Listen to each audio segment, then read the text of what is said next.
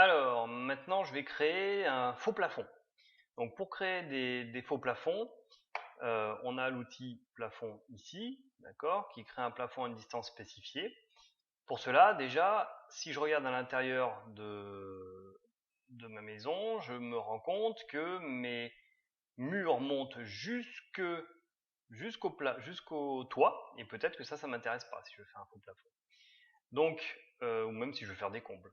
Donc, petit détail, si vous voulez détacher au bas les murs, parce que vous pouvez les attacher, si vous les détachez, le problème c'est qu'il faut les détacher par rapport à l'objet auquel il est attaché. Et là, je ne vois pas. Donc, je remontre mon élément, donc je l'affiche, d'accord. Voilà, il est affiché. Le problème c'est que je ne peux plus avoir accès à mes murs pour les détacher. Donc pour arriver à faire ça, en fait, il faut que je me mette en image filaire, d'accord. Je reconnais mes murs intérieurs, donc par exemple celui-là, et je dis celui-là je veux le détacher de mon plafond, de mon toit, pardon. Celui-là, je veux le détacher de mon toit. Donc il faut arriver à saisir où ils sont en filaire, hein. Et le dernier il est là, détaché au bas de mon toit. Voilà. Je remets en couleur uniforme, et maintenant si je cache mon plafond,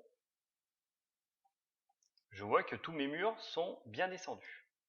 Voilà, donc maintenant je vais faire un faux plafond. Pour faire un faux plafond, je peux me mettre au niveau 1, d'accord, donc c'est là où je suis, et maintenant je clique sur plafond. Il me dit mon plafond sera à 2,60 m. Donc il faut peut-être que je vérifie que mes murs là, voilà, ils sont contrainte supérieure sans contrainte, hauteur 3 mètres. Donc si je les mets à 2,60 m, ça devrait être correct. D'accord, je me remets dans le niveau 1, je reviens sur le plafond, et là, plafond soit automatique, soit par esquisse, c'est-à-dire je vais venir dessiner l'esquisse. Si je le fais automatique, vous voyez, je choisis les zones où je veux mettre un faux plafond. Avertissement, donc j'ai cliqué, hein, avertissement, ce n'est pas visible dans le plan d'étage. C'est tout à fait normal parce que le plan d'étage, lui, est à 1,20 m. C'est-à-dire qu'on fait une coupe de l'étage à 1,20 m. Et mon plafond étant à 2,60 m, je ne le vois pas dans le plan d'étage. D'accord? C'est juste un avertissement. Si je me mets en 3D, par contre, on voit bien mon faux plafond. D'accord? Donc mon faux plafond, maintenant, c'est un plafond de base 600 par 1200, mais je peux venir aussi le modifier et mettre autre chose, hein. D'accord? Ça, c'est mon choix. Mes plafonds, du coup, je peux les mettre un peu partout. Donc, vous voyez, on ne peut pas les mettre par contre en 3D.